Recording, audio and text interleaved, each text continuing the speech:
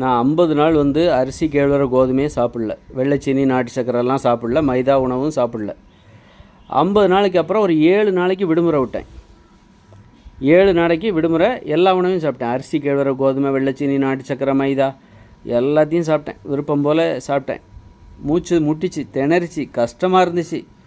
இந்த உணவெல்லாம் எதெல்லாம் சாப்பிடக்கூடாதுன்னு நினச்சி 50 நாள் கடைபிடிச்சனோ 50 நாளைக்கு அப்புறம் இந்த ஒரு வாரம் நான் விரும்பிய உணவு எல்லாத்தையுமே சாப்பிட்டேன். அரிசி கேழ்வரகு கோதுமை சோறு எல்லாத்தையும் சாப்பிட்டேன். ரொம்ப அவசரப்பட்டேன். ஏன்னா அந்த 50 நாள் நான் ரொம்ப சௌகரியமாக இருந்தேன், நல்லா சுதந்திரமாக இருந்தேன். என்னுடைய வேலைகளை கரெக்டாக செஞ்சேன். திட்டமிட்டார் போன்று சோம்பேறித்தனம் இல்லாமல் சுறுசுறுப்பாக எனது பணிகள் எல்லாத்தையும் கரெக்டாக செஞ்சேன். நிறைய வேலைகள் நடந்துச்சு. இந்த 7 நாள் விடுமுறை விட்டேன் பாருங்கள், உணவு கட்டுப்பாடு தளர்த்தி விட்டேன். அரிசி கேழ்வரகு கோதுமையெல்லாம் சாப்பிட்ட உடனே என்னாச்சு அப்படின்னா, ரொம்ப வலிமை தந்த மாதிரி தெரிஞ்சுது. ரொம்ப வலிமை வந்துருச்ச மாதிரி தெரிஞ்சுது. அந்த வலிமையை வச்சுக்கிட்டு நானும் வேகமாக சில கடைசியில் பார்த்தா கடைசி ஒரு 3-4 நாளைக்கு, இந்த ஒரு வாரத்தில் 3-4 நாளைக்கு நான் ஒரு சோம்பேறியாக படுத்து கிடக்கிறேன். எனக்கு எதையுமே செய்ய தோணலை. சொகுசாக தூங்குறது, சோம்பேறியாக படுத்து கிடக்கிறது, டிவி பார்க்குறது, தனிமையில் இருக்குது. யாருமே எனக்கு தேவையில்லைங்கிற மாதிரி தனிமையில் இன்பம் காணுகிற ஒரு மனநிலை இந்த சோறு சாப்பிட்டா கிடைக்கும். அரிசி கேழ்வரகு கோதுமையை சாப்பிட்டாக்கா அதில் செய்யப்பட்ட உணவு மைதா வெள்ளைச்சீனி உடம்பை அழிக்கக்கூடிய உணவுகள், நம்மை அடிமைப்படுத்தக்கூடிய உணவுகளை சாப்பிட்டிங்கன்னா நீங்கள் தனிமையில் இன்பம் காணுகிற ஒருவராக மாறிவிடுவீர்கள். யாரையுமே உங்களுக்கு பிடிக்காது. அந்த மாதிரி தான் இந்த 7 நாளும் ஒரு உணவு தான் நம்மளை எப்படி இது இந்த மாதிரியான முயற்சியை நான் கிட்டத்தட்ட 4-5 வருஷமாக எடுத்துக்கிட்டு இருக்கேன். மாற்றி ஒரு உணவு என்ன செய்யுது, ஒரு உணவு எனது வாழ்க்கையில் என்ன மாற்றத்தை நிகழ்த்துகிறது, நான் உணவை மாற்றும்போது என் வாழ்க்கை மாறுது.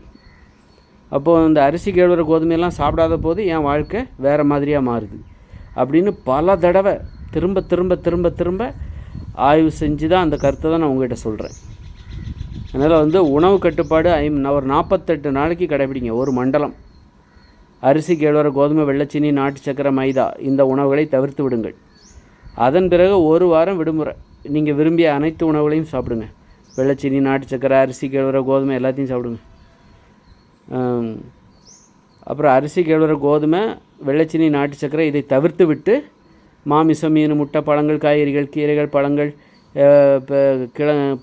பருப்புகள் பயிர்கள் கடலைகள் காளான் இலைதலைகள் இது சாப்பிடக்கூடிய உணவு. அதனால் இதுதான் இதை மட்டுமே சாப்பிடக்கூடிய ஒரு கட்டுப்பாடு தான் உணவு கட்டுப்பாடு. ஒரு 7 நாளைக்கு எதையெல்லாம் சாப்பிடக்கூடாதுன்னு நினச்சிங்களோ அதையெல்லாம் சாப்பிடுங்க. அந்த 7 நாளைக்கு நான் ரொம்ப சிரமப்பட்டேன். ஜாலி தானே, எல்லாத்தையும் சாப்பிட்லாம், சோறு சாப்பிட்லாம், பிரியாணி சாப்பிட்லான்னு நினச்சிங்களே, நான் அது மாதிரி சாப்பிட்டேன். பிரியாணி சாப்பிட்டு திணறுது, மூச்சு முட்டுது, இது வெயில் காலமாக அனலுது, உடம்போட உஷ்ணம்லாம் அதிகமாகிடுச்சு. சோம்பேறித்தனம், ஒரு விழிப்புணர்வே இல்லை, பயமே இல்லை. படுத்து கிடந்து டிவி பார்க்குறேன். ஒரு லட்சிய உணர்வு எதுவுமே இல்லை, சாதிக்கணுங்கிற உணர்வு எதுவுமே இல்லை. வேடிக்கை பார்க்குறதுல இன்பம் காணுகிற மனநிலை வந்துவிட்டது. வேடிக்கை பார்க்குறதுல சந்தோஷப்படுகிற மனநிலை வந்துவிட்டது. நான் எதையும் சாதிக்கணும் அப்படிங்கிற உணர்வே இல்லாமல் போகுது. அதனால் உணவு தான் உங்களுடைய வெற்றிக்கு காரணமாக இருக்கும். அதனால் உணவை மாற்றினால் உங்களுடைய சிந்தனை மாறும், வாழ்க்கை மாறும். அதுதான் நான் சொல்லிட்டு வரேன். 48 நாளைக்கு உணவு கட்டுப்பாடு, ஒரு வாரத்துக்கு விடுமுறை, திரும்ப 48 நாளைக்கு இப்போ நான் தொடர்ந்து ஆரம்பிக்க போகிறேன். 7 நாள் விடுமுறை முடிஞ்சிடுச்சு. இப்போ நான் திரும்பவும் உணவு கட்டுப்பாட்டை ஆரம்பிக்க போகிறேன். இன்னையிலேருந்து ஆரம்பிக்க போகிறேன்.